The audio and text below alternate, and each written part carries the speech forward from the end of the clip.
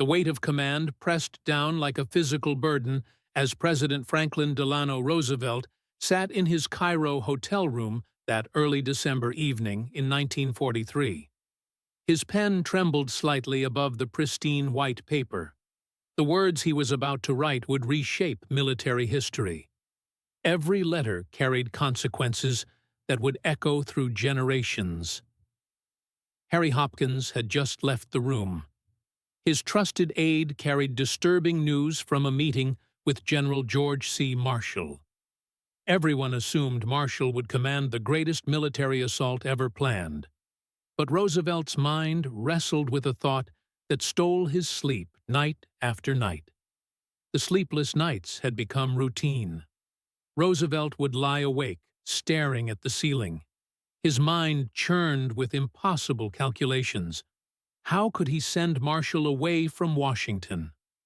The general's strategic mind was irreplaceable. The Pentagon needed his guidance daily. Congress trusted his judgment completely. Yet the invasion of Europe demanded America's finest commander. The mathematics seemed impossible to solve. A master organizer who had never heard gunfire would lead the assault. America's most ferocious combat general would watch from the sidelines. Neither option felt right. The decision would transform everything.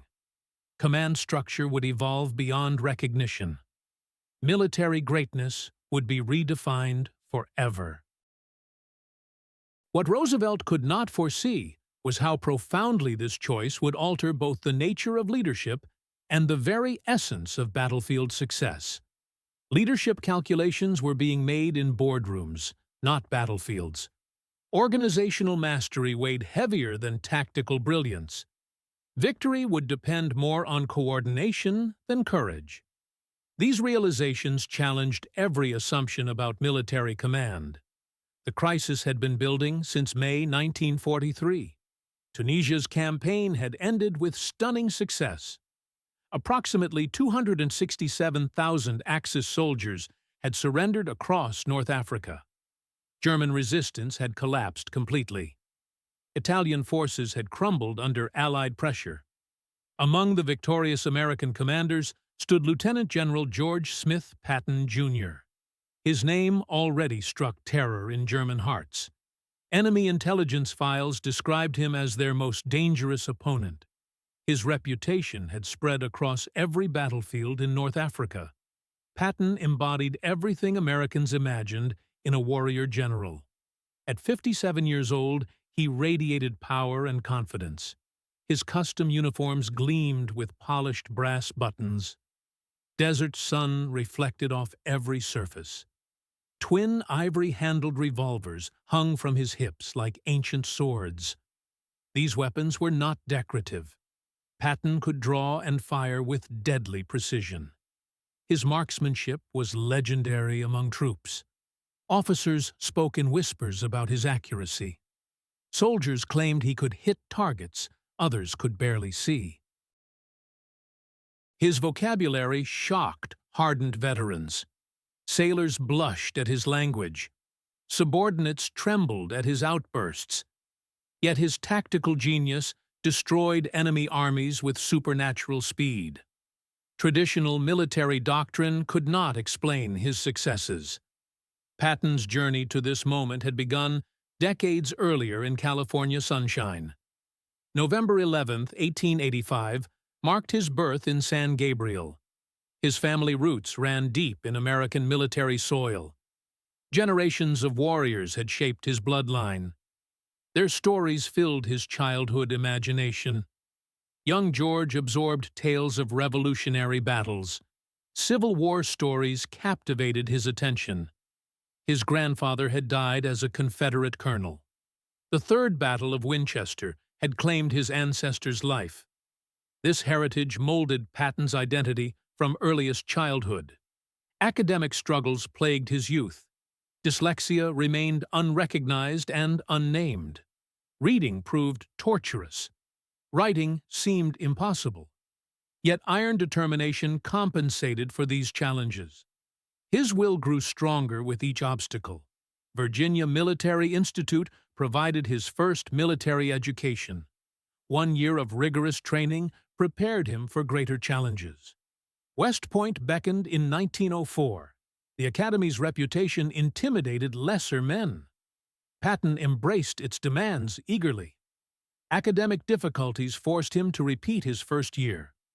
Failure stung his pride deeply. But persistence paid off, slowly. June 11, 1909 brought graduation day.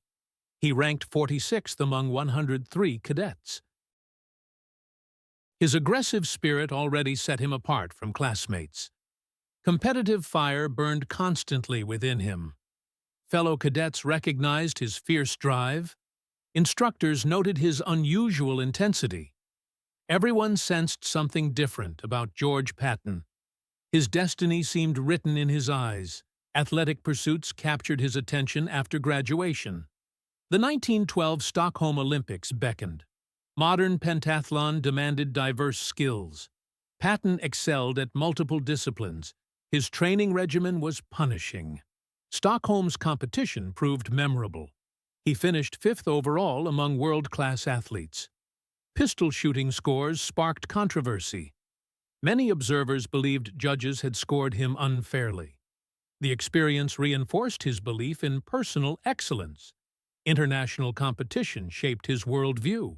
America needed warriors capable of matching any opponent. Athletic prowess must translate to military effectiveness.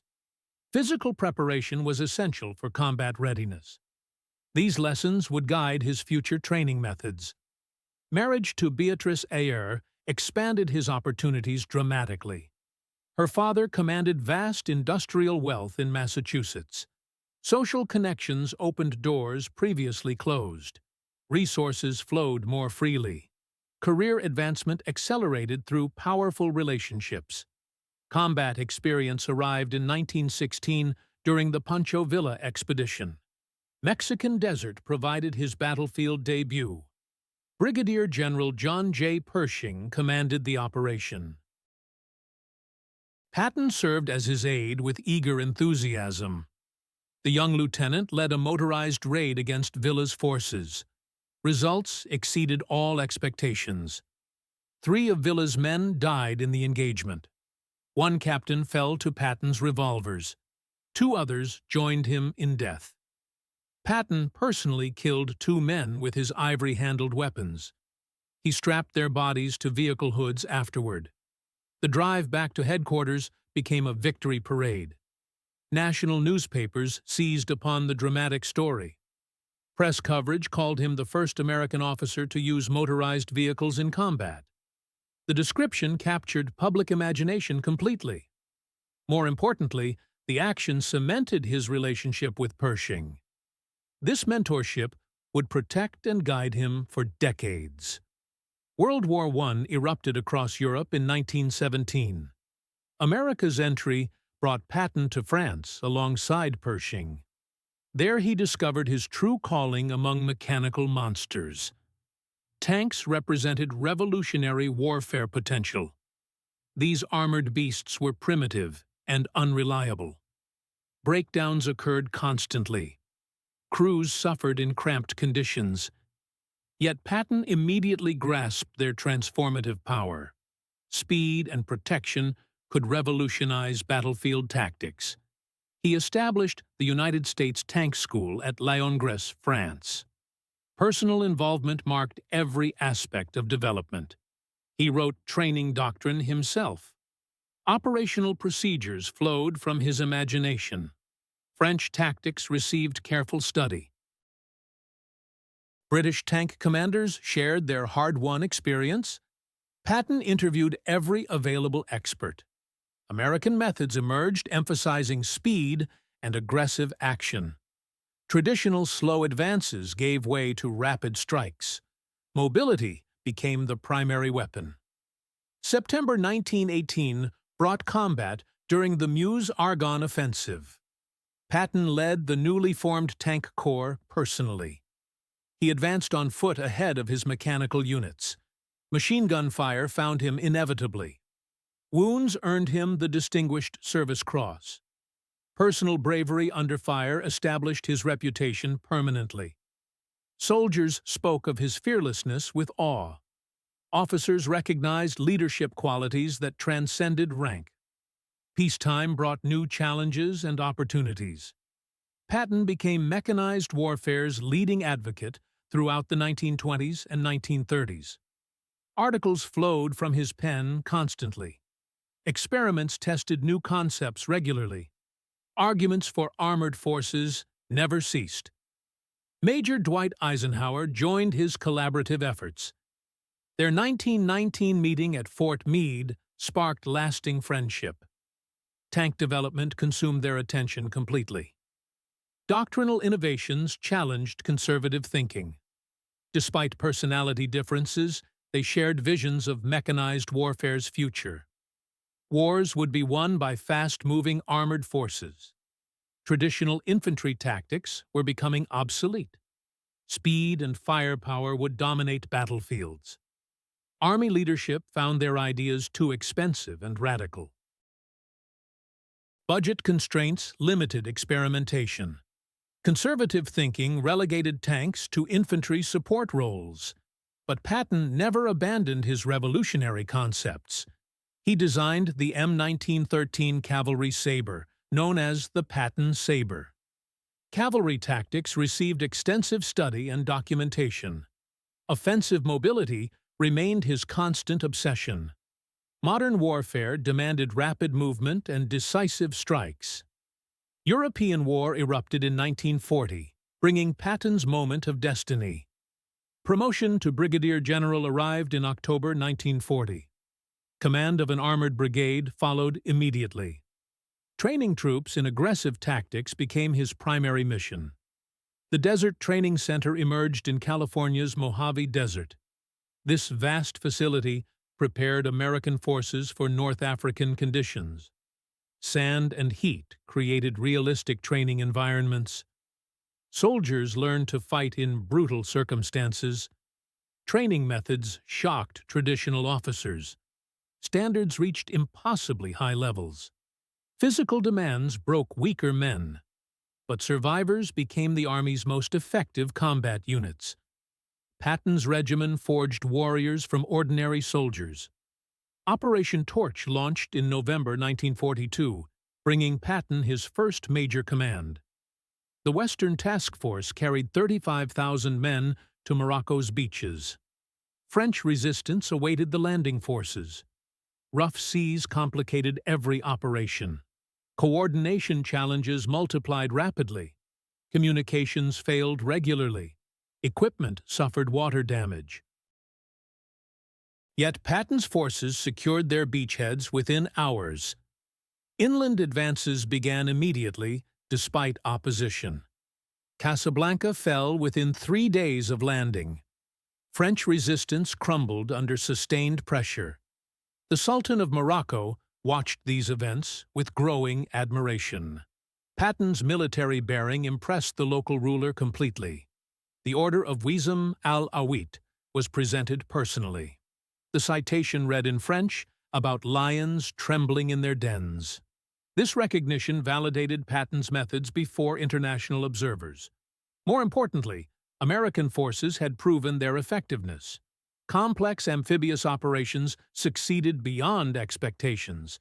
Determined opposition had been defeated decisively. This success earned Patton promotion to lieutenant general. Greater responsibilities in North Africa followed immediately. American forces suffered their first major defeat at Kasserine in February 1943. The disaster shocked military leadership completely. German forces under Field Marshal Erwin Rommel had smashed through American lines. Over 6,000 casualties resulted from the engagement. Equipment losses were substantial and demoralizing. Major General Lloyd Fredendall commanded the Second Corps inadequately. His leadership had proven insufficient for combat demands. Morale plummeted among surviving units. March 6, 1943, brought Patton's appointment as Fredendall's replacement. Transformation began immediately upon his arrival. Strict uniform regulations were instituted across all units. Every soldier wore complete uniforms and helmets constantly. Even rear area personnel followed these requirements religiously. Rigorous schedules replaced casual attitudes. Inspections occurred daily without warning. Patton moved constantly through his units like a restless spirit. Conversations with soldiers revealed unit problems quickly. Equipment examinations uncovered maintenance issues. Position checks ensured defensive readiness. Aggressive patrolling replaced passive waiting. Offensive actions continued even during defensive periods. Within days, visible changes appeared throughout the Corps. Soldiers stood straighter in formation. Responses became crisper and more professional. Fighting spirit returned gradually. Major General Omar Bradley joined as deputy commander. Patton recognized Bradley's steady competence as perfect complement to his own flamboyant aggression. Together they rebuilt Second Corps into an effective fighting machine. American forces next engaged Germans at El Getar in late March 1943. This time, they held their ground firmly. Counterattacks succeeded where previous efforts had failed. Patton had proven American soldiers could match German veterans. Proper training made the critical difference. Discipline provided essential foundation. Leadership inspired confidence and determination. These methods validated Patton's approach completely. His reputation as effective combat commander was firmly established. Sicily campaign in July 1943 enhanced Patton's reputation while creating the crisis that would alter his future forever. Operation Husky demanded amphibious assault on heavily defended island. Patton commanded 7th Army with 90,000 men. July 10, 1943, brought landings on Sicily's southern beaches. His official mission involved protecting British General Bernard Montgomery's left flank. 8th Army would drive north toward Messina. Patton was expected to play supporting role. Playing second fiddle to British forces violated every instinct Patton possessed. When Montgomery's advance bogged down near Catania, opportunity presented itself. Heavy fighting slowed British progress significantly. Patton launched lightning campaign westward across Sicily. Palermo fell on July 22 after rapid advance. Enemy forces were stunned by the speed of movement. Allied commanders were equally surprised by Patton's initiative. Then he turned eastward along Sicily's northern coast. A race toward Messina developed between American and British forces. Personal competition drove both generals beyond normal limits. Troops were pushed to exhaustion levels. Patton won decisively, reaching Messina on August 17, 1943. Montgomery arrived several hours later. Military value of the victory was questionable. Many argued Patton had chased glory instead of trapping German forces. But his reputation as bold, aggressive commander was unshakably established. Objectives others considered impossible fell to his forces regularly. Sicily fell completely within 38 days of invasion. Allied casualties totaled approximately 24,850. The campaign knocked Italy out of the war permanently. Mediterranean shipping lanes opened to Allied vessels. Strategic objectives were achieved ahead of schedule. Yet triumph was overshadowed by incidents that would fundamentally alter Patton's trajectory. August 3, 1943, brought Patton to the 15th Evacuation Hospital near Nicosia. Walking through medical wards was routine for commanders. Wounded soldiers deserved visits from their leaders. Morale benefits justified the time investment. Private Charles H. Cool encountered Patton during this visit. The 26-year-old soldier from Indiana had been hospitalized recently. Medical diagnosis indicated battle fatigue or combat exhaustion. No visible wounds marked his body. Patton believed such conditions represented cowardice, pure and simple. Mental weakness disgusted him completely.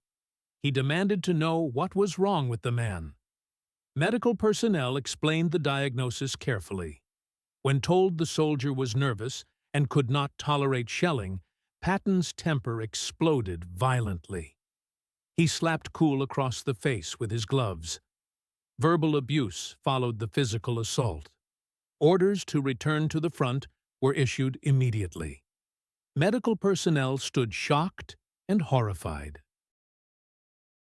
The incident was reported through proper medical channels. Temporary containment was achieved through official discretion, but documentation existed of the assault.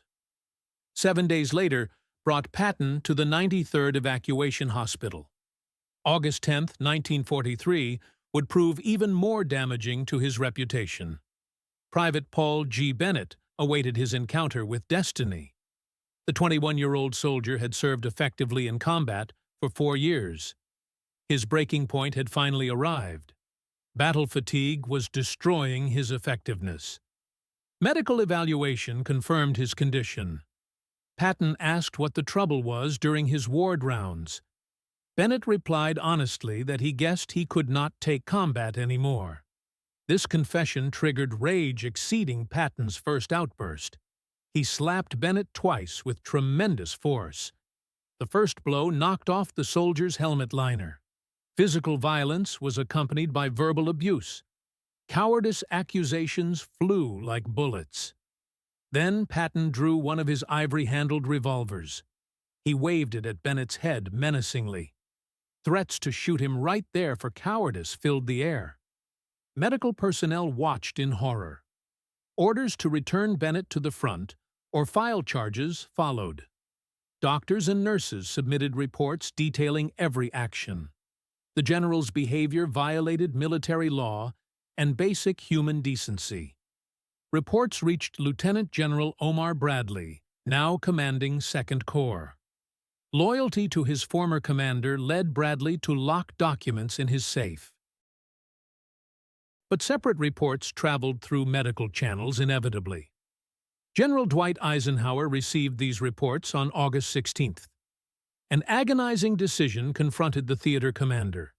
Patton was arguably the Allies' most effective combat general. His tactical abilities were considered essential for future operations. Aggressive spirit had proven decisive in multiple campaigns, yet he had assaulted subordinates without provocation. Threats to execute soldiers violated every principle of military justice. Character flaws raised serious questions about command fitness. Eisenhower chose a middle path between extremes. August 17th brought a scorching letter to Patton. While firm measures were sometimes necessary in command, brutality and abuse were never acceptable. Exhibition of uncontrollable temper before subordinates was inexcusable. Personal apologies were ordered to both assaulted soldiers. Medical personnel who witnessed incidents required similar treatment. Every division in his army must hear his admission of wrongdoing. Patton complied with these humiliating requirements. Visiting each division proved painful and embarrassing. Admitting actions were wrong challenged his pride deeply. Requests for understanding seemed to diminish his authority. Many soldiers respected his willingness to admit error publicly. Others lost faith in his leadership permanently. But incidents remained secret outside military channels temporarily.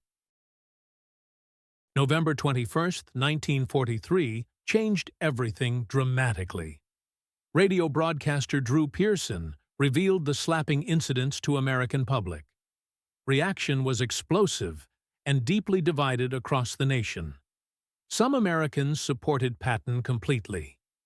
War required hard commanders who did not tolerate weakness. Soldiers needed leaders willing to enforce discipline. Cowardice could not be accepted in combat units. Others were appalled by his behavior. Brutality toward subordinates was unacceptable. Unfitness for command seemed clearly demonstrated.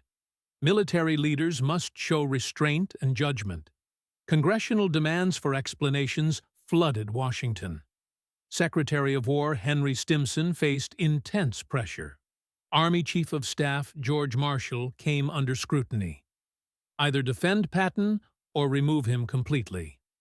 This controversy raged exactly when the war's most important command decision was being made. That decision involved not just Patton, but two other extraordinary military leaders whose careers had taken remarkably different paths. Dwight David Eisenhower was born on October 14, 1890, in Denison, Texas, into circumstances far more humble than Patton's privileged upbringing. His father worked as a mechanic at a local creamery. Modest means characterized the family's daily existence. Young Dwight grew up in Abilene, Kansas, where opportunities were limited. West Point offered free college education, not military passion. Financial necessity drove his application more than warrior dreams. June 12, 1915 brought graduation day. He ranked 61st in a class of 164 cadets. The class would later be called the class the stars fell on. 59 generals would emerge from those ranks, but Eisenhower seemed unlikely candidate for greatness. Frustration marked Eisenhower's early career completely. World War I erupted across Europe, while he desperately wanted combat command. Instead, the Army assigned him to train tank units at Camp Colt in Pennsylvania. Training and organization proved to be his exceptional strengths. An effective tank school emerged under his leadership. Thousands of men prepared for combat under his guidance. But overseas deployment never came. The war ended before he could deploy to France. Missing the defining experience of his generation left him deeply frustrated. Professional advancement seemed glacially slow in peacetime Army.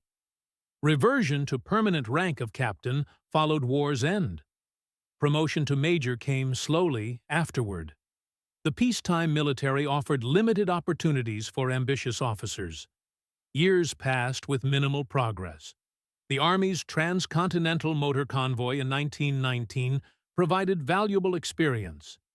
2 months of travel across America revealed terrible road conditions. This experience, combined with tank training, convinced him future wars required mobile mechanized forces and good infrastructure. Fort Meade, Maryland, brought his 1919 meeting with Major George Patton. Both men were assigned to tank units during this period. Despite vastly different personalities and backgrounds, friendship developed quickly. Hours of discussion focused on tank tactics and armored warfare. Equipment experiments tested new concepts regularly. Articles advocating mechanized forces flowed from both pens. Their superiors remained committed to traditional doctrine.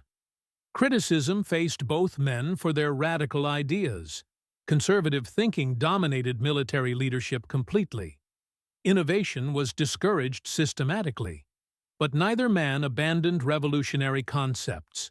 The 1920s and 1930s brought staff assignments showcasing Eisenhower's organizational abilities. Combat commands remained elusive throughout this period. Administrative work kept him far from battlefield training. Command and General Staff School at Fort Leavenworth provided academic success. He graduated first in his class of 275 officers in 1926. This achievement brought him to attention of senior officers who valued staff work and strategic thinking. Service as speechwriter and aide to General John J. Pershing followed. Helping the aging general write memoirs provided valuable experience. Contact with military history's giants shaped his understanding of leadership. Brigadier General Fox Connor became his mentor in Panama. This relationship shaped understanding of coalition warfare and military history profoundly. Connor predicted another world war was inevitable. America would fight as part of an alliance, probably alongside Britain and France. This prophecy would prove remarkably accurate. Coalition warfare would demand different skills than national conflicts. General Douglas MacArthur became his superior in 1933. The relationship proved difficult and educational simultaneously. MacArthur was imperious, brilliant, and convinced of his own genius. Eisenhower was more modest and practical. Conflicts with Congress and the Roosevelt administration required constant smoothing. Diplomatic skills developed through managing MacArthur's enormous ego. These lessons would prove invaluable in future coalition commands. The Philippines beckoned in 1935 when MacArthur left to build that nation's defense forces. Eisenhower accompanied him as assistant throughout this assignment. 6 years from 1935 to 1939 proved professionally frustrating, but educationally valuable. Diplomacy skills developed through navigating complex relationships. American military advisors, Filipino politicians, and MacArthur's ego required constant management. Military operations required political support for success. Coalition warfare demanded compromise and patience. Tact often achieved more than confrontation ever could. These lessons would guide future alliance relationships during global warfare. Return to the United States in 1939 coincided with European wars beginning. Career acceleration began as the Army desperately needed experienced staff officers. Expansion and mobilization required organizational expertise. Organizational abilities impressed everyone who worked with him. Clear thinking emerged under pressure consistently. Capacity for sustained hard work exceeded most colleagues' endurance. Recognition followed inevitably. Large-scale military exercises in Louisiana during 1941 showcased growing mechanized capabilities. Eisenhower's performance caught General George C. Marshall's attention completely. The Army Chief of Staff was building a network of talented officers. Pearl Harbor's attack on December 7, 1941, summoned Eisenhower to Washington immediately. Marshall assigned him to the War Plans Division instantly. Strategic planning for global warfare required his expertise. First assignment involved developing Pacific Theater strategy. Exhausting hours often meant sleeping in his office. Clear, practical plans impressed Marshall consistently. Quality of thought exceeded most colleagues' contributions. February 1942 brought promotion to head the War Plans Division. Strategic planning across all theaters became his responsibility. Europe First strategy received his strong advocacy. Germany posed the greatest threat to Allied victory. Defeating Hitler must be the Allies' absolute priority. Clarity of thought combined with ability to manage countless details made him indispensable to Marshall. Big-picture vision never obscured essential minutiae. June 1942 brought assignment to London as Commanding General of European Theatre of Operations. Extraordinary promotion for someone who never commanded combat troops reflected Marshall's recognition of unique skills for coalition warfare. Establishing American forces in Britain required immediate attention. Alliance cooperation demanded constant management. Planning for eventual invasion of France consumed enormous resources. Working with the British proved to be his greatest strength. Rapport with Winston Churchill developed quickly. Trust of British military leaders followed inevitably. Integrated Allied headquarters emerged where American and British officers worked side by side effectively. Eisenhower possessed remarkable diplomatic abilities that set him apart from other military leaders. He knew when to bend on smaller issues while holding firm on what truly mattered. His genuine faith in Allied partnership made him extraordinarily successful in coalition warfare. These skills would prove essential when Marshall selected him for Operation Torch in November 1942, despite his complete absence of battlefield command experience. Torch presented political nightmares that would have destroyed lesser commanders. French forces scattered across North Africa held uncertain loyalties. Some supported Vichy. Others leaned toward the Free French. Many simply waited to see which side would win. British and American commands brought conflicting strategic visions to the operation. Each nation pursued different objectives through different methods. Eisenhower navigated these treacherous waters with masterful skill. He spent countless hours in tense negotiations with French commanders whose allegiances shifted like desert sand.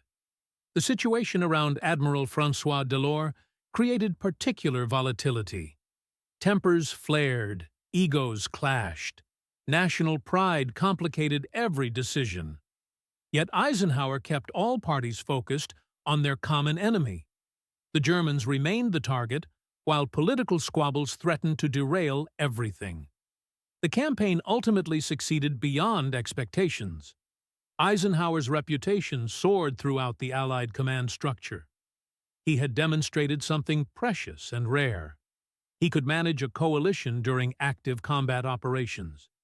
He might never have personally led troops into battle, but he had proven he could coordinate multiple armies from different nations under fire. The third figure central to this momentous command decision came from humble beginnings in small-town America. George Catlett Marshall entered the world on December 31, 1880, in Uniontown, Pennsylvania. His family carried the complex legacy of a divided nation. Confederate sympathies ran deep in the Marshall household. His father had operated a successful business in Virginia before circumstances forced the family northward into Pennsylvania. Young George's path led to Virginia Military Institute, where he graduated in 1901 as first captain of the Corps of Cadets. The achievement marked him as a natural leader among his peers. His classmates respected his judgment. His instructors recognized his potential. Yet none could have predicted the heights he would eventually reach. The Army commissioned him as a second lieutenant in the infantry. The next 15 years brought a series of routine assignments that slowly prepared him for greatness. No one recognized his exceptional abilities during these early years. He appeared competent but unremarkable. His talents remained hidden beneath the surface of ordinary military duty. World War I provided Marshall's first significant opportunity to demonstrate his extraordinary capabilities. He served as a staff officer with the 1st Infantry Division in France. The role demanded complex planning under enormous pressure. Lives depended on precise logistics and flawless coordination. Marshall excelled at both. His organizational genius became apparent during the Battle of Cantigny in May 1918. This marked America's first major offensive operation of the war. Marshall's meticulous planning contributed directly to the victory. Every detail had been considered. Supply lines functioned smoothly. Communications remained intact. Artillery support arrived exactly when needed. The Meuse-Argonne offensive showcased Marshall's abilities on an even grander scale. He coordinated the movement of more than 600,000 troops, along with 2,700 artillery pieces. The logistics challenge staggered the imagination. Roads became clogged with men and equipment. Supply convoys stretched for miles. Communications networks struggled under the load. Yet Marshall's planning kept everything moving forward in what historians later called one of the largest military movements in human history. General John J. Pershing quickly recognized Marshall's exceptional talents. He kept the young officer close as his operations officer. The position carried responsibilities far beyond Marshall's official rank. Pershing trusted him with decisions that could affect thousands of lives. Other senior officers began to notice this quiet staff officer who seemed to make impossible things happen. The war's end brought Marshall 2 decades of varied assignments that built his reputation within the Army, while keeping him unknown to the general public. He served as aide to Pershing during the post-war years. He taught at the infantry school at Fort Benning, where he trained an entire generation of future commanders. Various staff positions showcased his organizational mastery to those who mattered most in military circles. Everyone who worked with Marshall came away impressed by his character. His integrity remained unquestioned. His judgment proved consistently sound. His ability to identify talented officers became legendary within the service. He possessed an uncanny gift for recognizing potential in young men before anyone else noticed their abilities. Marshall kept a small black notebook where he recorded the names of promising officers who caught his attention. This list would later provide many of the commanders who led America to victory in World War II. Officers like Omar Bradley discovered their names in that notebook years before they achieved fame. Matthew Ridgway found himself marked for advancement through Marshall's careful observation. Joseph Stilwell earned Marshall's notice through demonstrated competence. Even Dwight Eisenhower first came to Marshall's attention through this systematic talent identification process. President Franklin Roosevelt made an extraordinary decision in 1939 when he promoted Marshall over dozens of more senior officers to become Army Chief of Staff. The appointment shocked the military establishment. Marshall had leapfrogged over generals with more years of service and greater public recognition. But Roosevelt had recognized something crucial about the coming conflict. The approaching war would demand more than just military command skills. Success would require an organizer who could work effectively with Congress, someone who could manage the massive expansion of America's armed forces, a leader who could coordinate with difficult Allied leaders. Marshall possessed exactly these qualities. Providence seemed to guide the timing of Marshall's appointment. He took office on September 1, 1939. That same day, German forces invaded Poland, beginning World War II in Europe. The coincidence was remarkable and fortunate. America's military forces at that moment numbered approximately 174,000 men. This placed the United States 17th among world military powers. Belgium's army was actually larger than America's. The forces were poorly equipped for modern warfare. Training remained inadequate for the conflicts that lay ahead. Organization reflected outdated concepts from earlier wars. Marshall transformed the American military over the next 6 years through a combination of political skill, organizational genius, and iron determination. The task seemed impossible when he began. Building a modern military from such humble beginnings required vision, patience, and unwavering commitment. He cultivated careful relationships with members of Congress. His frequent testimony before congressional committees was marked by complete honesty about military needs. He never exaggerated threats or minimized costs. This straightforward approach earned him respect from legislators who were accustomed to military leaders who painted rosy pictures to secure funding. His efforts won massive appropriations for expansion, equipment, and training programs. New training centers sprouted across the country like mushrooms after rain. Existing facilities expanded beyond recognition. New divisions formed at a pace that amazed observers. The induction and training of millions of men proceeded with remarkable efficiency. Marshall promoted talented officers rapidly, bypassing traditional seniority systems when necessary to place the right commanders in crucial positions. This approach created some resentment among passed-over officers, but Marshall remained focused on effectiveness rather than feelings. The nation's survival mattered more than individual careers. He coordinated with the Navy, despite long-standing inter-service rivalries that had plagued American military planning for decades. Admirals and generals had traditionally viewed each other with suspicion and competed for resources. Marshall worked patiently to break down these barriers and create genuine cooperation.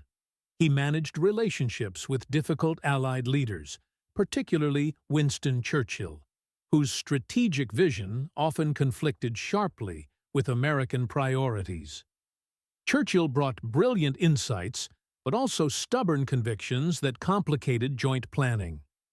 Marshall learned to work with the British Prime Minister's mercurial personality while protecting American interests.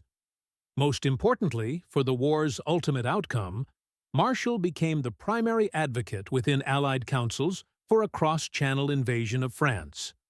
From 1942 onward, he pushed relentlessly for a direct assault on German-occupied France as the fastest and most effective route to defeating Hitler's regime. Churchill strongly preferred a peripheral strategy that avoided direct confrontation with Germany's strongest defenses. He advocated attacking through North Africa, then Sicily, followed by Italy, and possibly the Balkans. He called this approach striking at the soft underbelly of Europe. The strategy appealed to British leaders who remembered the horrific casualties of World War I's Western Front. Marshall argued forcefully that this peripheral approach was strategically unsound. It diverted precious resources from the main effort against Germany. It prolonged the war unnecessarily, while the Soviet Union bore the brunt of German military power. American industrial capacity and manpower should focus on the decisive theater rather than scattered across multiple secondary operations. He fought battles within the American military establishment, where the Navy demanded more resources for Pacific operations against Japan. Admiral Ernest King and other naval leaders viewed the Pacific as America's primary theater. They resented resources flowing to European operations that seemed to benefit British interests more than American objectives. He battled British planners who carried deep scars from World War I slaughter on the Western Front. They feared another bloodbath in French trenches. Their caution was understandable, given their nation's enormous losses in the earlier conflict. Yet Marshall believed their fears would ultimately cost more lives by prolonging the war. He finally secured Roosevelt's firm commitment to a cross-channel invasion during 1943. The target date was set for May 1944. The operation received the codename Overlord.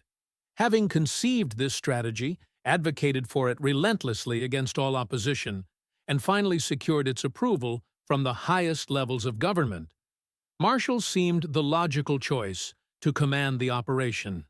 His credentials for the position were impeccable.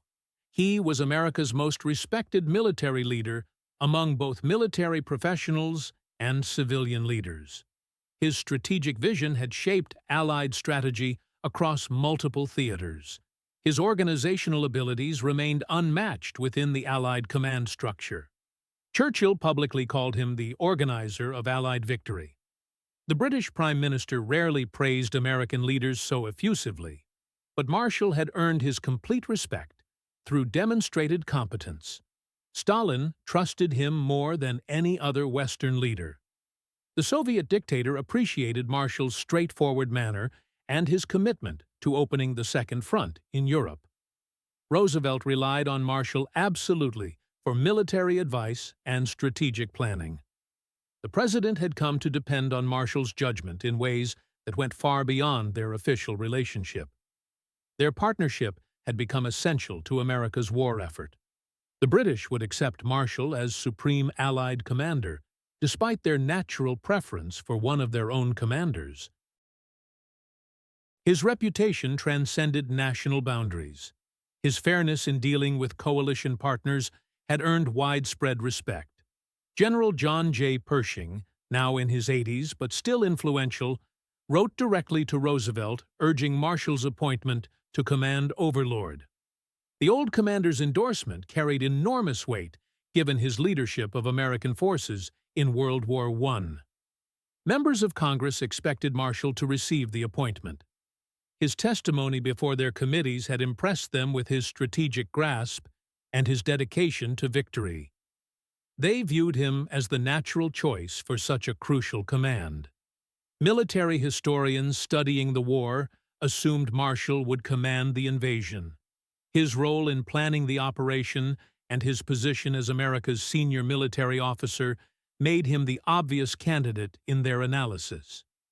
Marshall himself, however, never campaigned for the position or expressed personal desires about the assignment.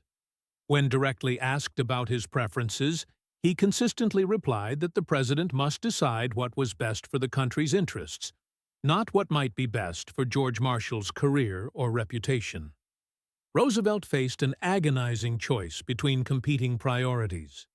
Marshall clearly deserved the command based on merit, service, and contribution to Allied strategy.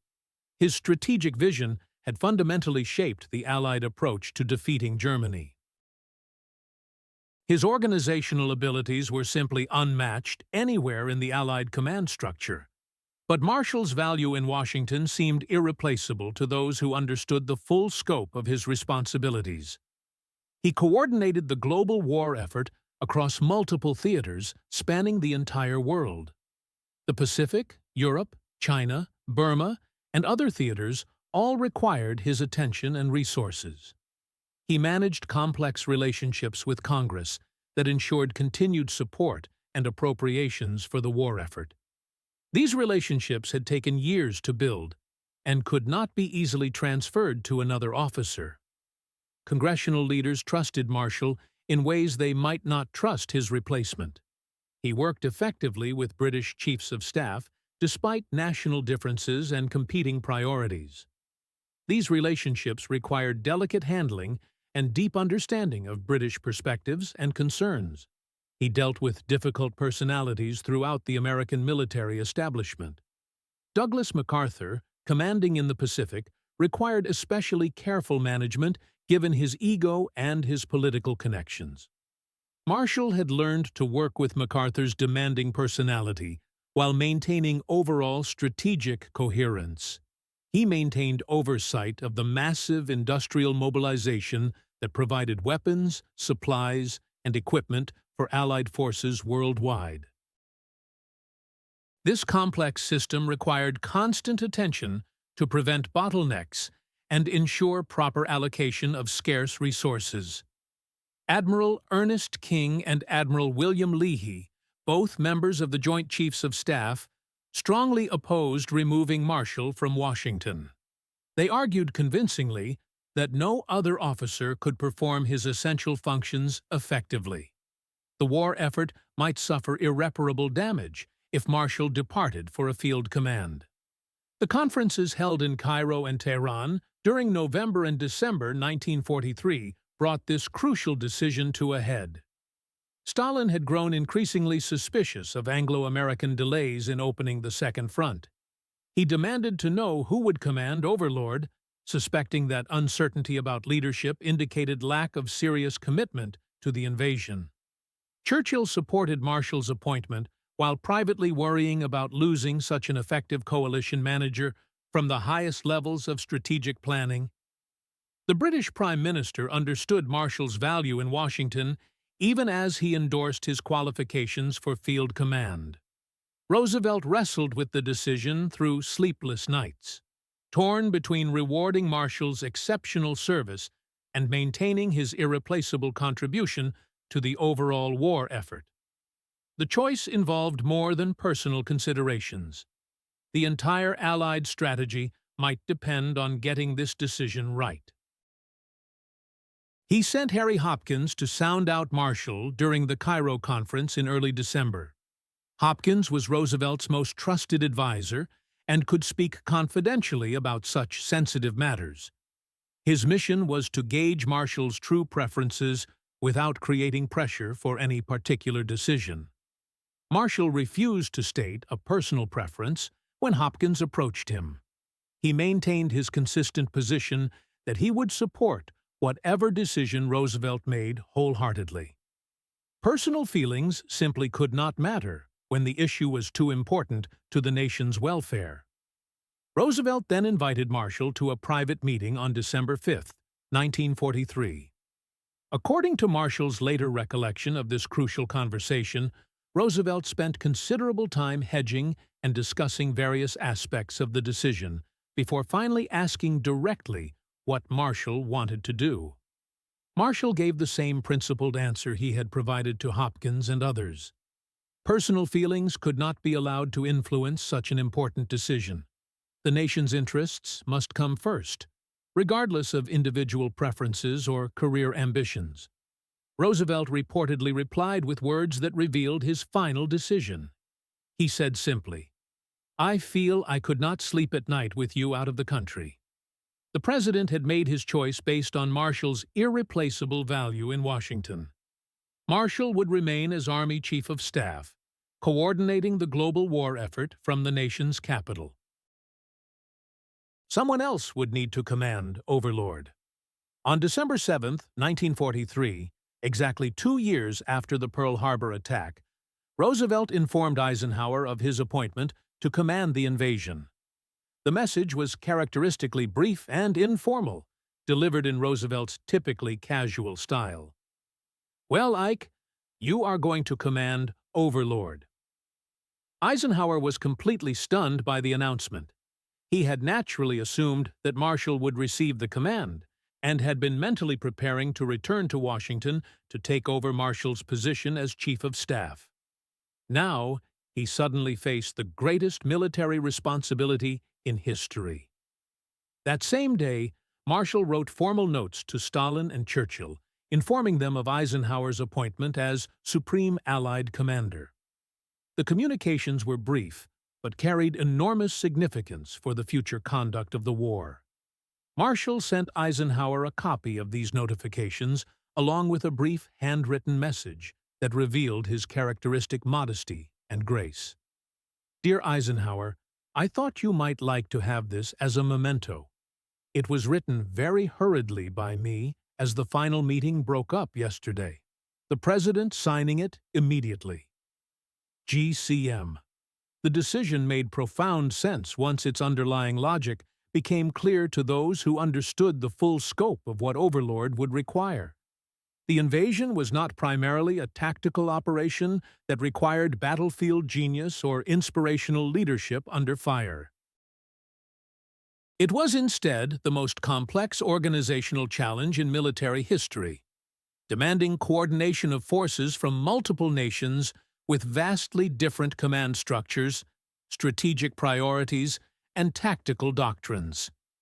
The operation would ultimately involve over 3 million men from American, British, Canadian, French, and other allied nations.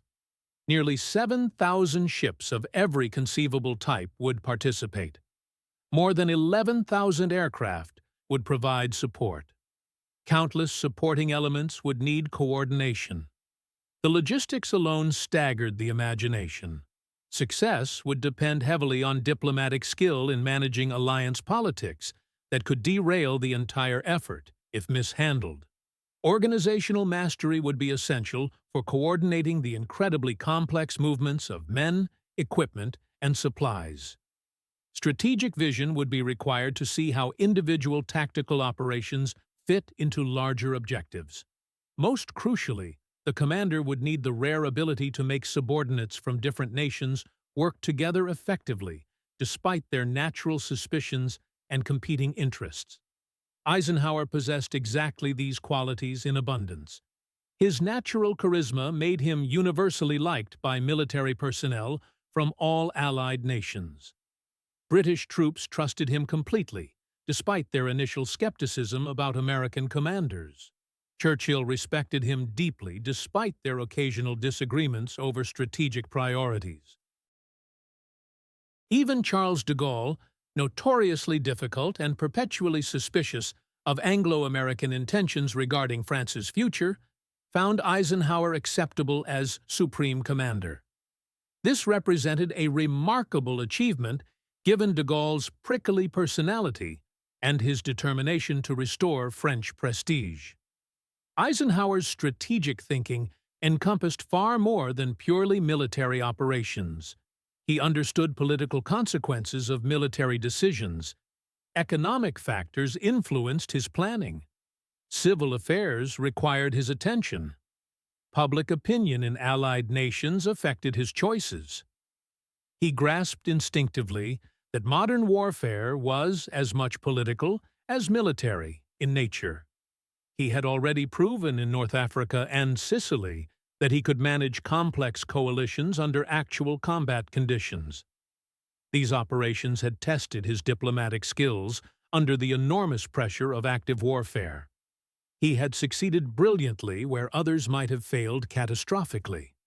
Most crucially for the challenges ahead, he had developed a distinctive leadership style that made subordinates feel valued and respected while maintaining absolute authority when necessary. He listened carefully to criticism from his staff officers. He admitted mistakes openly when they occurred. He learned continuously from experience and adjusted his methods accordingly.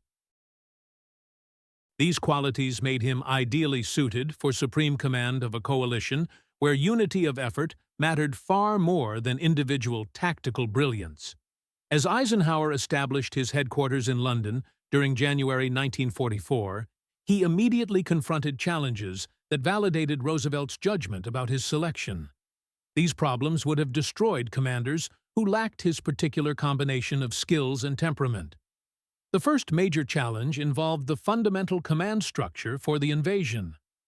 The initial plan had been developed under British Lieutenant General Frederick Morgan, whose staff had worked for months on the operational concept. This plan called for a 3-division assault on a relatively narrow front along the Normandy coast. Eisenhower carefully reviewed this plan immediately upon taking command. His strategic instincts told him the proposal was fundamentally inadequate for success.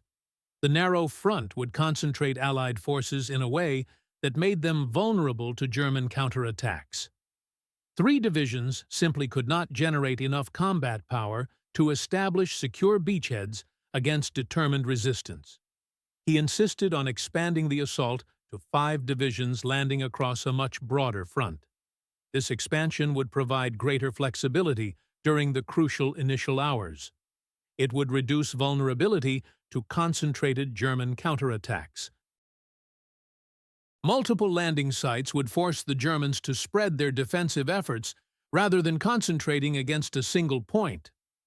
This expansion required dramatically more landing craft, which were already in desperately short supply. More air support would be needed to cover the broader front. Additional supplies of every type would be required. All of these resources were already allocated to other operations or were simply unavailable. Eisenhower had to negotiate with Churchill, who worried about delays and resource allocation. He worked with the combined chiefs of staff to reallocate precious resources from other theaters. He convinced naval commanders to provide additional support despite their own pressing needs. His diplomatic skills and his ability to make compelling arguments ultimately won agreement for the expanded operation. The second major challenge involved the sensitive issue of ground force command during the invasion. British General Bernard Montgomery would command all ground forces during the initial assault phase, including both British and American armies. This arrangement naturally pleased British leaders who wanted their most experienced commander in this crucial role. The command arrangement created significant resentment among some American generals who viewed Montgomery as overly cautious and insufferably arrogant. They questioned why American troops should serve under British command when America was providing the majority of forces for the operation. Eisenhower made this potentially explosive system work through careful management and clear communication. He precisely delineated responsibilities so that everyone understood their roles. Montgomery received operational control during the critical landing phase when unified command was essential. But Eisenhower planned to shift authority to American commanders once the breakout from the beachhead occurred and mobile warfare began. He managed Montgomery's notoriously difficult personality through patient diplomacy and mutual respect. He deflected criticism from American officers who resented serving under British command. Most importantly, he kept the coalition functioning effectively despite the natural tensions created by national pride and competing egos. The third and most delicate challenge involved the controversial figure of George S. Patton. Despite the slapping incidents that had created public outrage, despite the ongoing controversy surrounding his behavior. Despite calls for his removal from command, both Eisenhower and Marshall recognized that Patton's unique combat skills would prove essential once mobile warfare began after the breakout from Normandy. The question was what to do with Patton during the months leading up to the invasion and during the initial assault phase when his services would not be immediately needed. Eisenhower's solution demonstrated remarkable strategic creativity and psychological understanding of German thinking. Patton would command the Third Army, which would be activated only after the invasion succeeded and a breakout from the beachhead had been achieved. Until that crucial moment arrived, Patton would serve as the centerpiece of the most elaborate and successful deception operation in military history. Operation Fortitude was conceived to mislead German intelligence services about where and when the Allied invasion would actually occur. The concept behind this deception was elegantly simple in theory, but extraordinarily complex in execution. The plan required making German commanders believe that the main invasion would strike at Pas de Calais, the narrowest point of the English Channel, and the most obvious choice for a cross-channel assault from a purely geographical perspective. The Allies would actually invade Normandy, which offered better beaches for landing operations and more room for maneuver once ashore. But the Germans must continue believing that Calais remained the primary target even after the Normandy landings had begun. This massive deception required creating an entirely fictional army that appeared to be preparing for the Calais invasion. This phantom force received the designation 1st United States Army Group, abbreviated as FUSAG. It existed only on paper, in carefully orchestrated fake radio transmissions, in dummy equipment positioned around Dover and southeastern England, and in reports from German spies who were actually British double agents feeding controlled information to German intelligence services. But FUSAG needed a commander whose appointment would seem logical to German analysts and whose military reputation would make the fictional threat completely credible to enemy planners. There was only one possible choice for this crucial deception role. Patton, temporarily sidelined by the controversy surrounding his behavior, but still recognized by German commanders as the Allies' most dangerous and effective combat commander, became FUSAG's commanding general in early 1944. His appointment to this fictional command would appear completely natural to German intelligence analysts.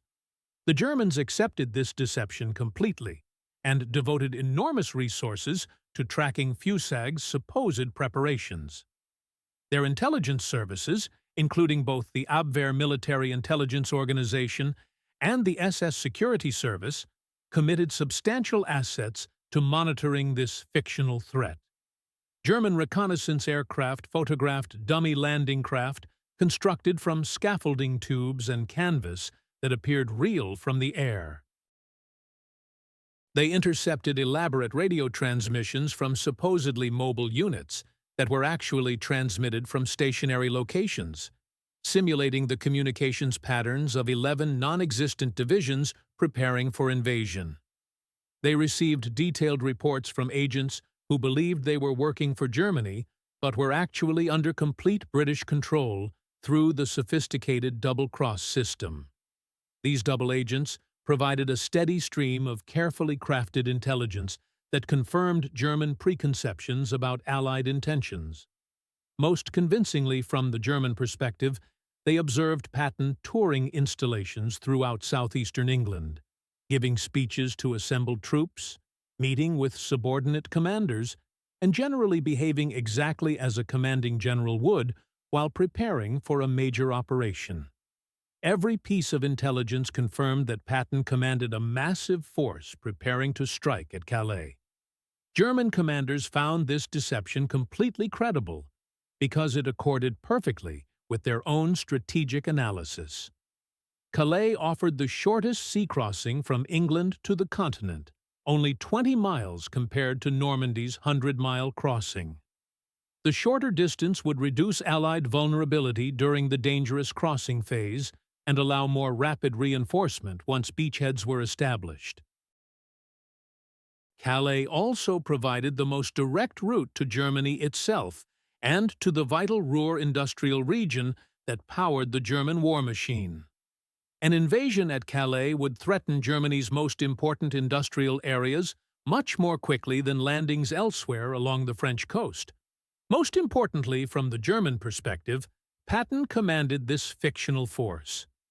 German Field Marshal Gerd von Rundstedt, when asked after the war about Allied commanders, stated bluntly that Patton was your best. This assessment reflected widespread German respect for Patton's tactical abilities and aggressive leadership style.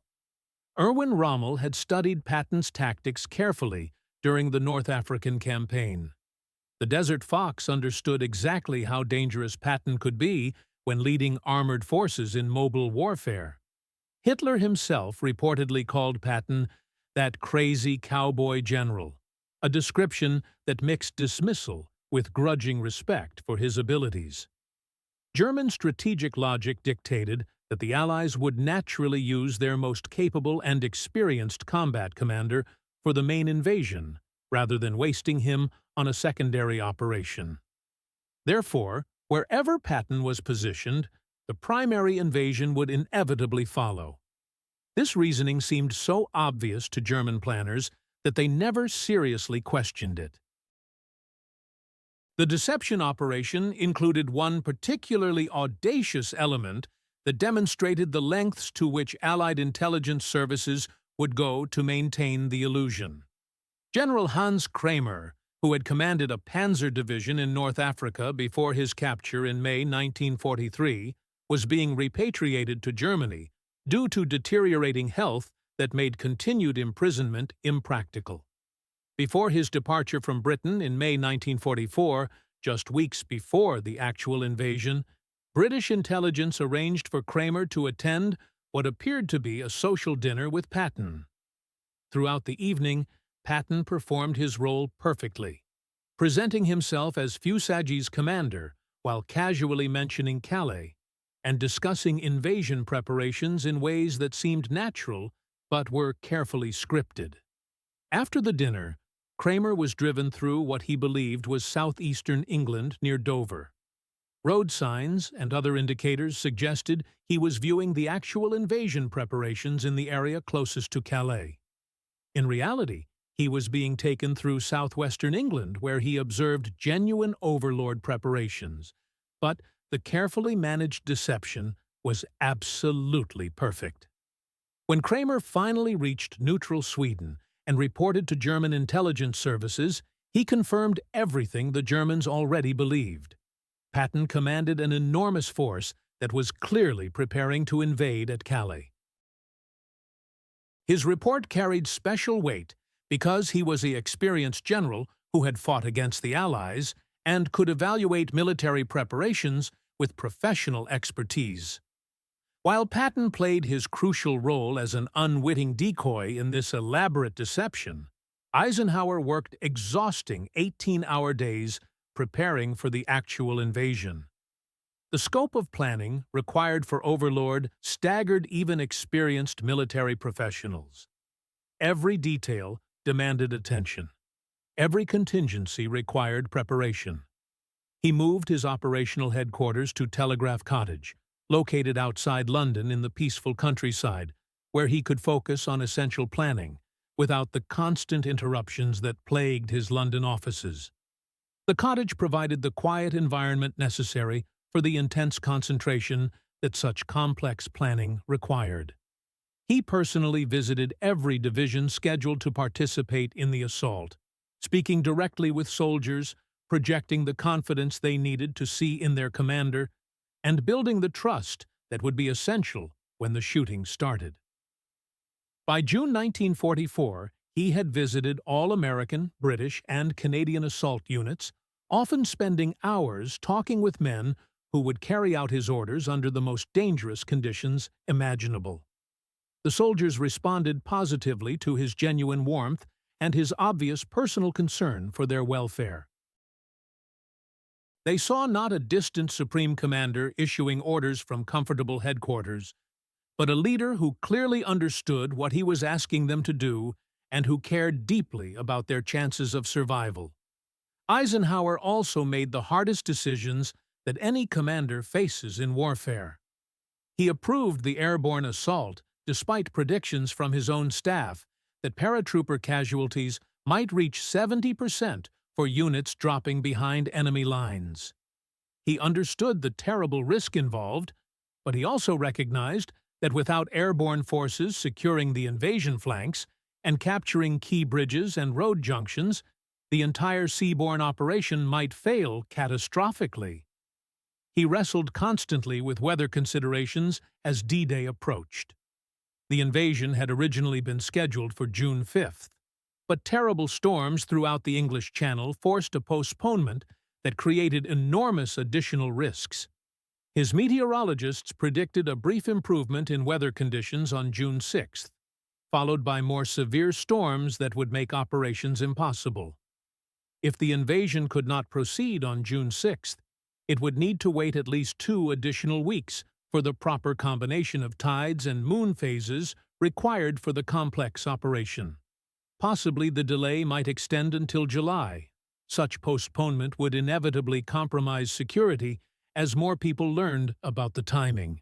It would also give German forces additional time to strengthen their coastal defenses. Eisenhower made the crucial call to proceed on June 6th. He later wrote that this was the loneliest decision of his entire life.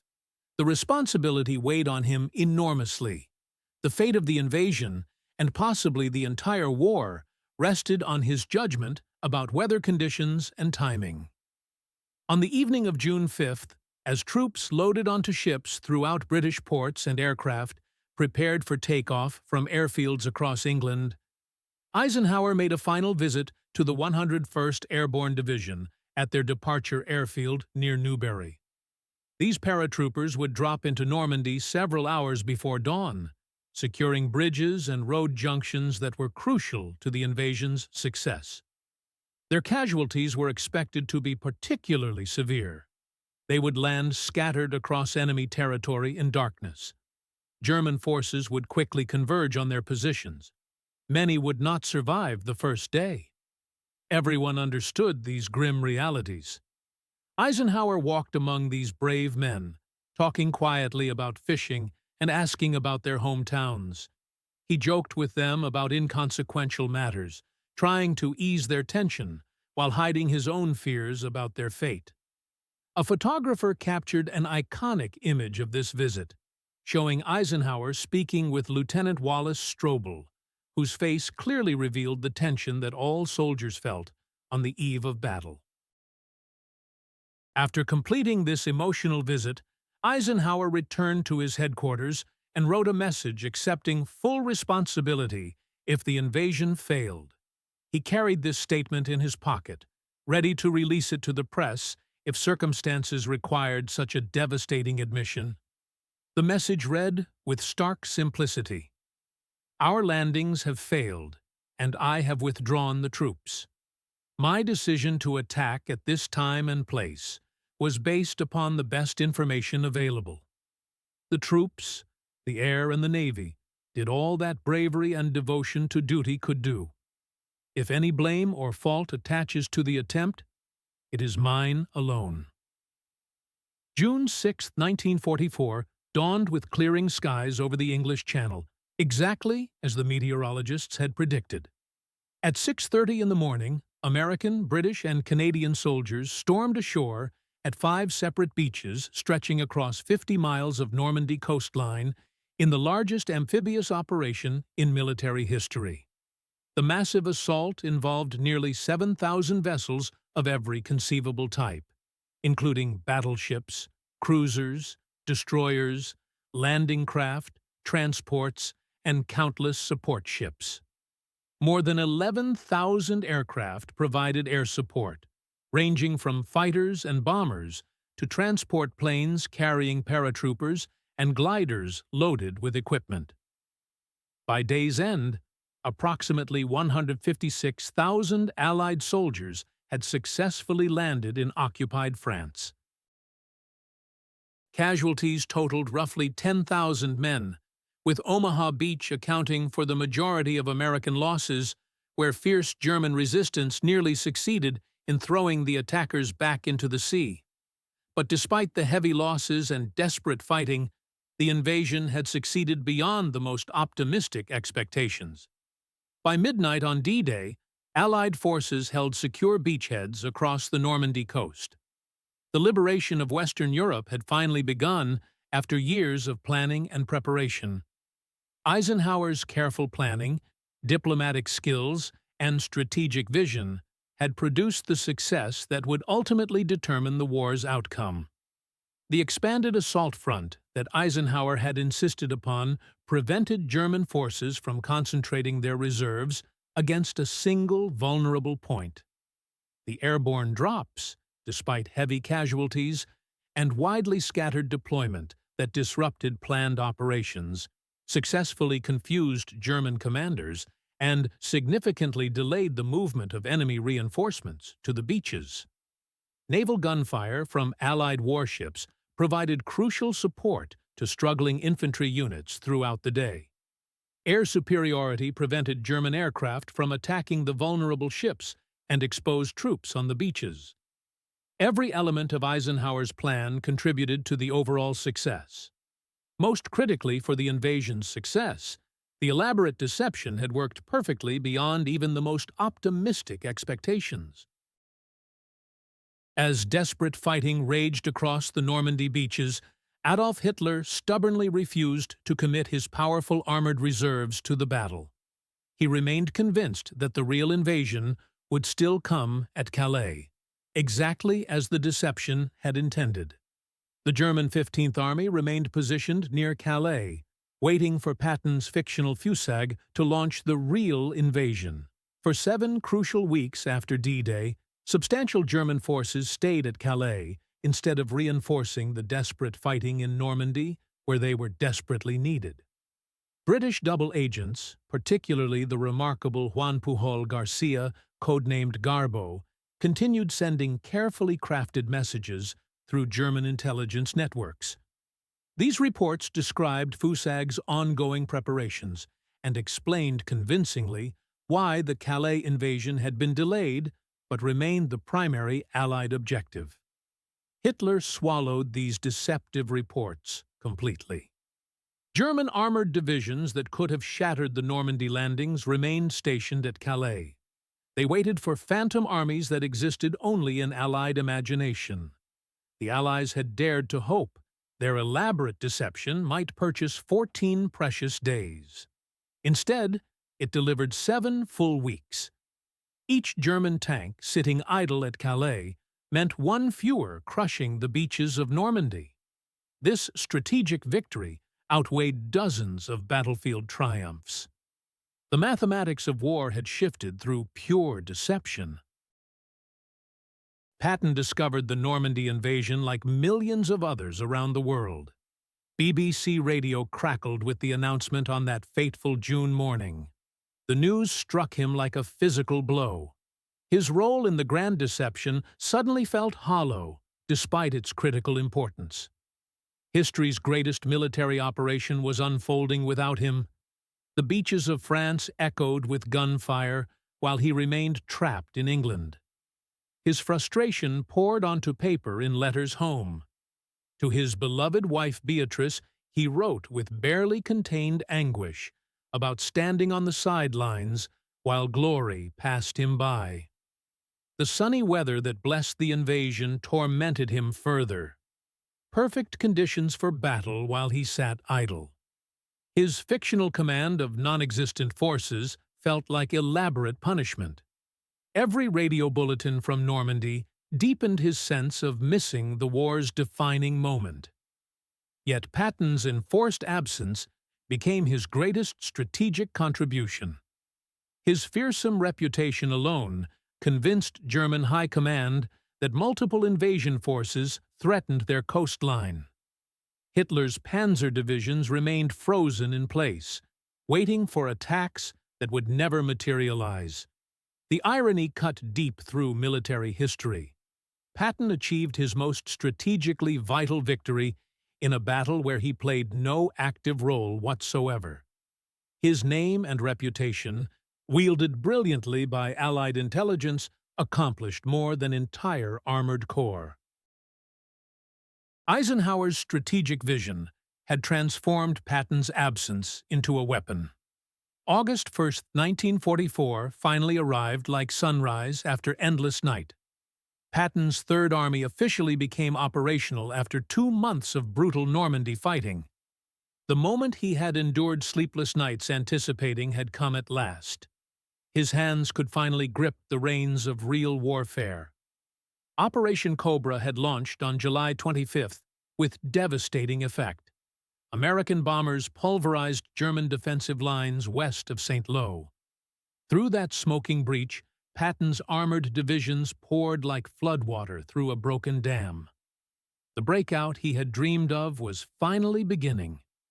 Patton employed tactical concepts he had refined through decades of study and preparation. His forces moved with speed that left German commanders gasping. They appeared where enemy intelligence said they couldn't be. They surrounded entire units before those units realized danger approached. Third Army's advance across France became the stuff of military legend. Patton's columns raced westward into Brittany with engines roaring. Then they wheeled eastward toward Paris like cavalry charging across open plains. Finally, they turned northeast toward the German frontier itself. Paris fell to American forces on August 25th. Church bells rang across the liberated capital. By month's end, Third Army had freed most of Brittany from German occupation. The Falaise Gap snapped shut around trapped enemy forces. Dozens of towns flew American flags where Nazi banners had hung. Thousands of German prisoners trudged toward Allied camps. Patton's armored spearheads advanced so rapidly that planned airborne operations became obsolete. Drop zones were overrun before paratroopers could reach them. 30 days of fighting covered ground that staff officers had estimated would require 6 months. The advance ground to a halt only when supply lines stretched beyond breaking point. Gasoline consumption devoured available fuel stocks. Ammunition trucks couldn't keep pace with advancing armor. Eisenhower faced a strategic decision that would influence the war's final phase. He could concentrate every available gallon of fuel on Patton's forces. Third Army could drive deep into Germany while other Allied armies marked time. Or he could distribute resources across the entire front. Every army would advance steadily, but no single force would penetrate deeply. Eisenhower chose the broad front strategy after careful consideration.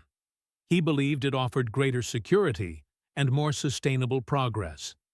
The decision reflected his responsibility for the entire campaign rather than individual army success. Strategic thinking trumped tactical opportunity. Patton's reaction was volcanic fury, barely contained in official channels. He remained convinced that concentrated supply could have put him in Berlin by Christmas morning. The debate between broad front and narrow thrust strategies would rage among historians for decades afterward. December 1944 tested Eisenhower's strategic judgment when Germany launched its final desperate gamble. Hitler had secretly assembled 3 full armies in the Ardennes forest. This massive force would attempt to split Allied armies and recapture the vital Belgian port of Antwerp. December 16th brought the German attack against thinly held American lines. 3 armies struck like hammers against scattered defenders. The offensive that became known as the Battle of the Bulge created the war's most dangerous crisis. Eisenhower's finest hour as Supreme Commander had arrived.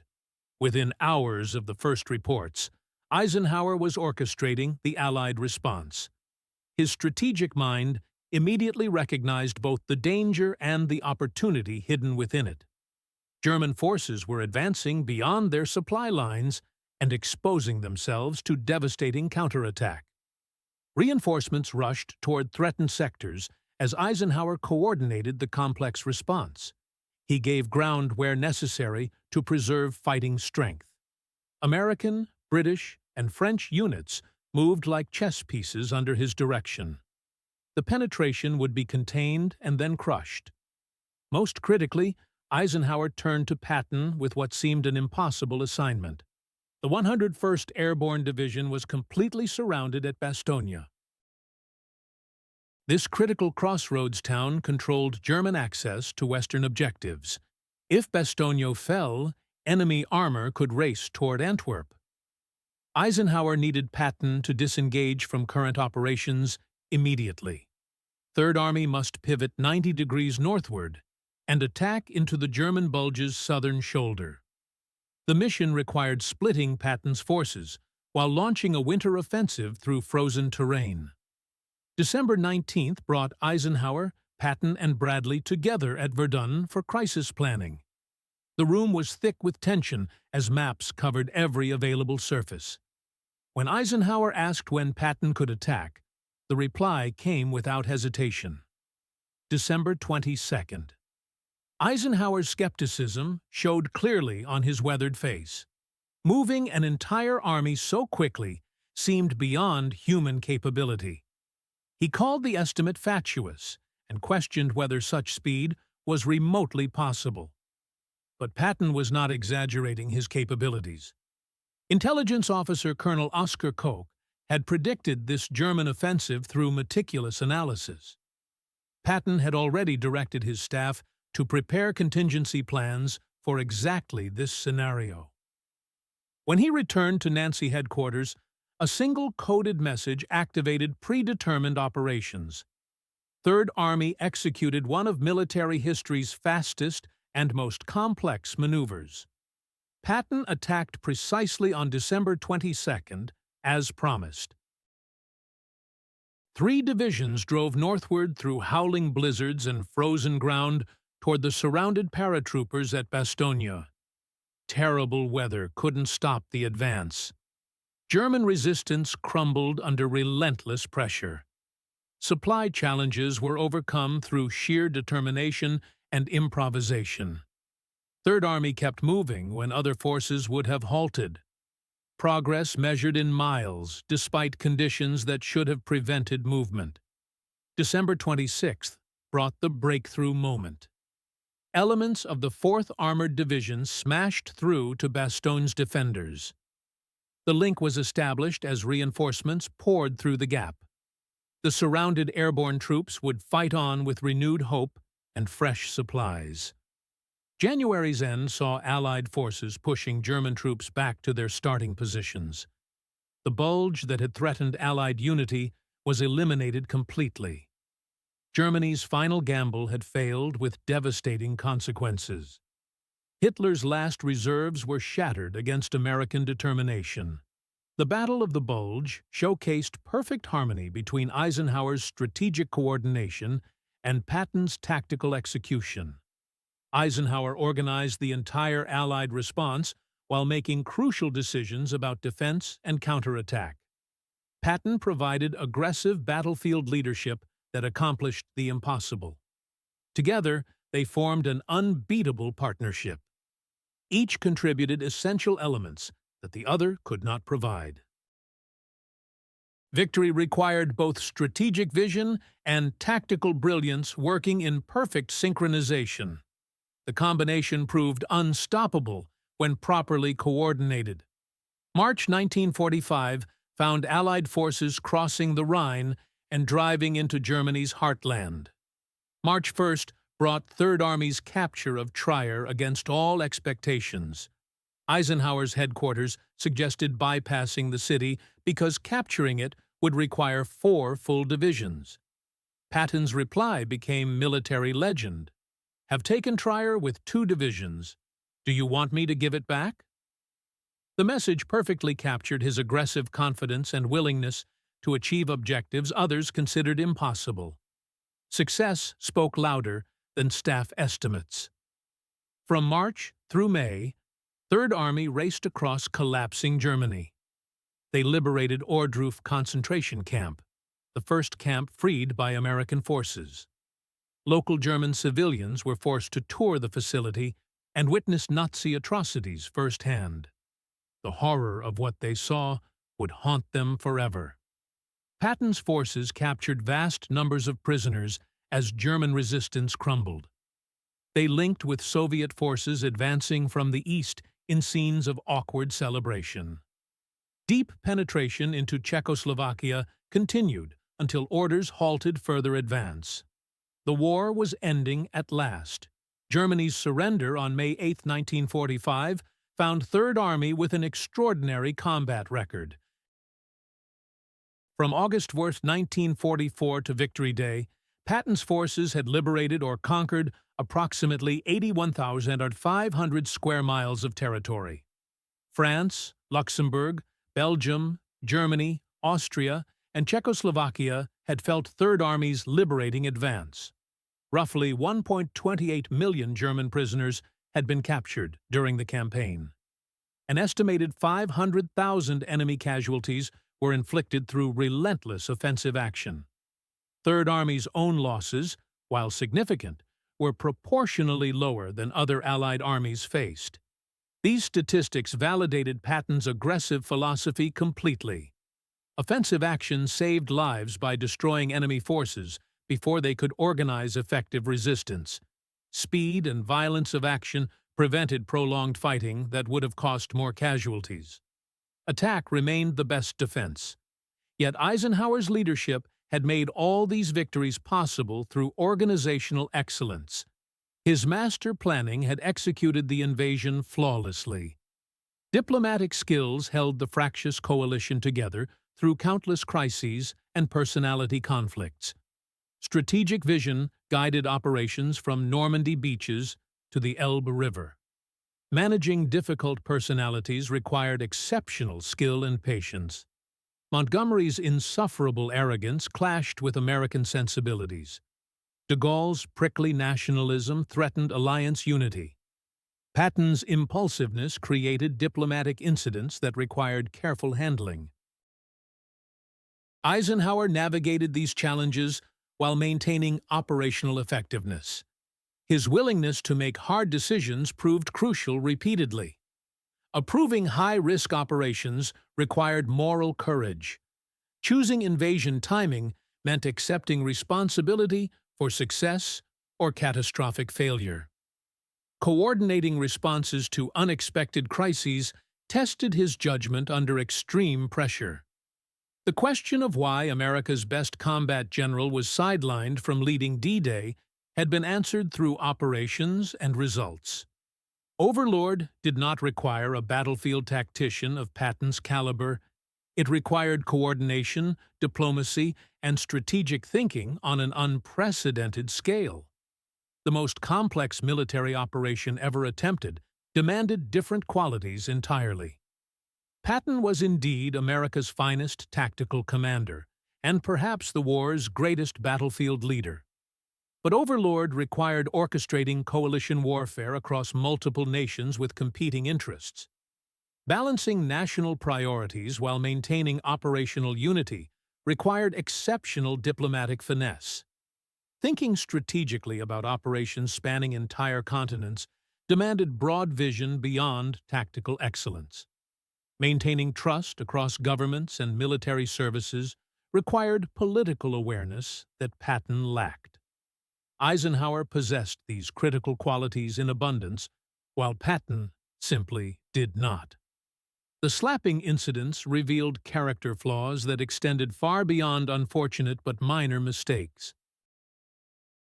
They exposed temperamental weaknesses that disqualified Patton from Supreme Command responsibility. Inability to control his temper under stress indicated deeper problems. Tendency toward impulsive decisions without considering consequences showed poor judgment. Lack of political awareness made him unsuitable for navigating diplomatic complexities at the highest levels of coalition warfare. These traits might be acceptable or even beneficial in corps or army command, where tactical excellence was paramount. But they were absolutely disqualifying for supreme command, where diplomatic skills and political sensitivity were essential for maintaining alliance unity. Roosevelt's choice of Eisenhower over Marshall demonstrated even greater strategic wisdom. Marshall would have made an excellent supreme commander with organizational skills that were genuinely unmatched. His strategic vision was profound, and his reputation was absolutely impeccable throughout military and political circles. But Marshall's true value lay in Washington, where he coordinated the entire global war effort. Managing congressional relations required his unique political skills. Balancing multiple theaters demanded his comprehensive strategic understanding. Maintaining political and logistical support made victories possible across all fronts. Removing Marshall from Washington to send him to Europe would have solved one command problem while creating an equally serious one elsewhere. Eisenhower in Europe and Marshall in Washington proved the optimal combination for winning a global war effectively. Patton, despite being sidelined from Supreme Command and excluded from D-Day itself, found his absolutely ideal role in mobile warfare. His tactical genius and aggressive spirit were exactly what breakthrough operations required once the invasion succeeded and stalemate was broken. Third Army's spectacular performance vindicated every claim about Patton's exceptional abilities as a combat commander. He was indeed America's greatest battlefield general, and the commander whose very name struck terror into German hearts. But he served under Eisenhower's strategic direction. Executing strategic visions developed by both Eisenhower and Marshall, Patton played his essential part in a comprehensive plan. That plan required different skills at different levels of command. Success demanded matching capabilities to requirements rather than simply promoting the most aggressive fighter. The legacy of Roosevelt's command decision extended far beyond World War II victory into post-war military doctrine. Eisenhower's success established new principles for modern military leadership that influenced decades of subsequent thinking about senior command requirements. Contemporary warfare required more than tactical brilliance and personal courage. Organizational excellence, political awareness, diplomatic finesse, and strategic vision became new standards for senior military leadership. These qualities shaped military education and promotion policies for generations. The American military's emphasis on joint operations, coalition warfare, and strategic thinking over purely tactical prowess traced directly to lessons learned from Eisenhower's success. Modern command doctrine reflected understanding that complex operations required complex leadership skills. Eisenhower leveraged his military reputation into remarkable political success. He served as President of the United States from 1953 to 1961 with distinction. His presidency reflected the same qualities that made him an effective supreme commander during wartime: organizational competence, strategic thinking, coalition building, and ability to navigate complex situations without losing sight of larger objectives served him well in civilian leadership. He ended the Korean War, managed Cold War tensions without nuclear escalation, and established policies guiding American strategy for decades. His successful presidency demonstrated that skills required for supreme military command translated effectively to supreme civilian leadership. The connection between military and political leadership became clear through his dual success in both arenas. Patton never received that opportunity for extended peacetime leadership. After Germany's surrender in May 1945, he became military governor of Bavaria. Within months, new controversy erupted around his administration of occupied territory and his outspoken political opinions. His reluctance to pursue denazification aggressively brought criticism from Washington and the press. Statements suggesting former Nazi Party members could serve in administrative roles created political storms. Suggestions that allies should immediately confront the Soviet Union caused diplomatic embarrassment. Eisenhower, sensitive to political pressures from Washington and aware of coalition sensitivities, removed Patton from Third Army Command in October 1945. The decision reflected political reality rather than military performance, but deeply wounded Patton's pride and sense of justice. December 8, 1945, brought tragedy near Mannheim, Germany. Patton was severely injured in a car accident when his staff car collided with an American truck. The impact broke his neck and left him paralyzed from the neck down. He was rushed to Heidelberg Hospital, where doctors could do nothing. 12 days later, on December 21, 1945, Patton died from pulmonary edema and congestive heart failure. He was 60 years old and still in his physical prime. Death came not from enemy fire, but from a routine accident in peacetime Germany. He was buried in the American military cemetery in Luxembourg, among the soldiers he had commanded. His grave is marked with a simple white cross identical to those of enlisted men who served under him. No special monument marks his resting place. Marshall continued in public service after victory, serving in roles of extraordinary responsibility and influence.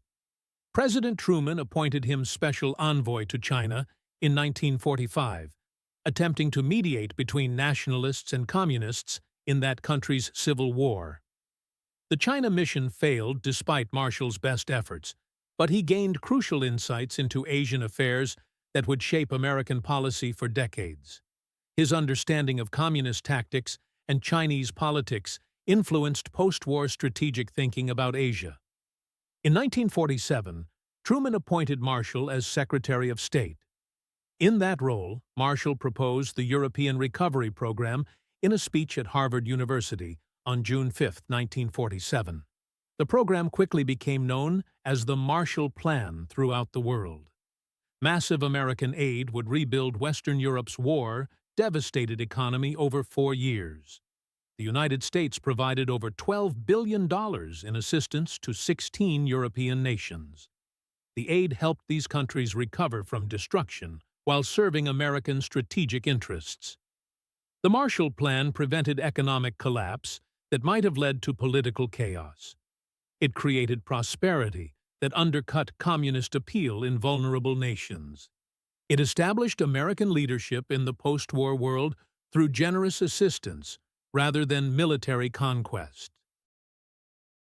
The plan was arguably as important to winning the peace as Overlord had been to winning the war itself. Marshall's vision shaped the post-war international order through economic cooperation rather than continued military confrontation. Marshall served briefly as Secretary of Defense during the Korean War, then retired from public service in 1951.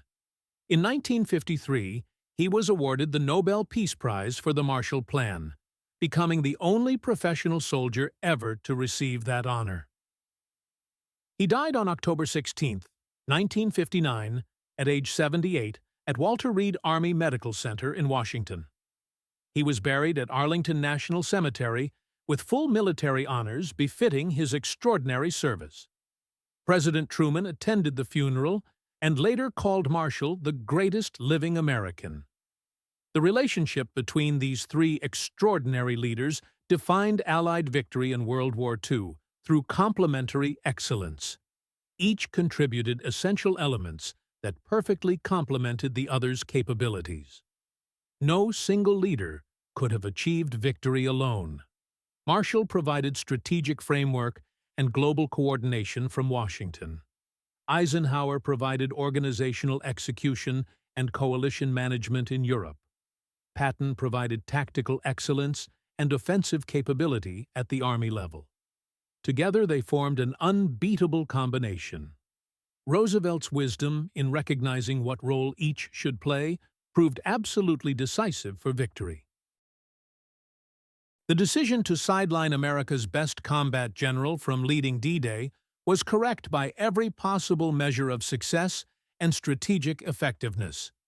D-Day succeeded through flawless organizational execution rather than tactical genius on the battlefield. The invasion required coordinating millions of details across multiple services and nations simultaneously. Diplomatic skill was essential for managing coalition tensions that could have destroyed unity. Strategic vision was necessary to integrate the invasion into the broader global war effort. Patience was required to wait for ideal conditions, while courage was needed to proceed when conditions were merely adequate. These were Eisenhower's greatest strengths. Patton's strengths emerged later, when breakthrough enabled mobile warfare where aggressive tactics determined outcomes. Using Patton as deception before D-Day and as combat commander afterward demonstrated perfect understanding of employing each general where abilities would have maximum impact. The mathematics of Allied victory were calculated not in terms of who was the best fighter, but who was the best coordinator. Not who could win battles, but who could manage the complex enterprise of coalition warfare successfully. Not who struck fear into enemy hearts, but who maintained trust among fractious allies. By these crucial measures, Eisenhower was the only possible choice for supreme command. Patton was indispensable as tactical commander. Marshall was indispensable as strategic coordinator. But for planning and executing D-Day, then managing the campaign from Normandy to Berlin, Eisenhower possessed precisely the right combination of skills. In choosing Eisenhower over both Marshall and Patton, Roosevelt demonstrated strategic thinking that characterized his entire wartime leadership. He understood that military organizations, like all complex human enterprises, require different capabilities at different levels of responsibility. Qualities making an outstanding company commander differ significantly from those needed at division level. Qualities making an excellent corps commander differ from those required at Army level. Qualities needed for supreme command are different still from all lower levels. Roosevelt recognized that Overlord required supreme organizational and diplomatic capabilities more than supreme tactical abilities on the battlefield.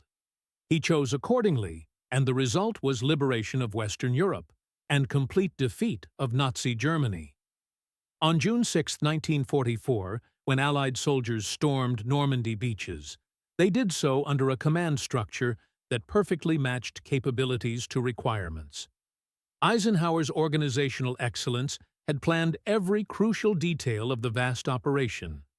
His diplomatic skills had maintained coalition unity through months of preparation and crisis. His strategic vision had identified the correct approach for victory.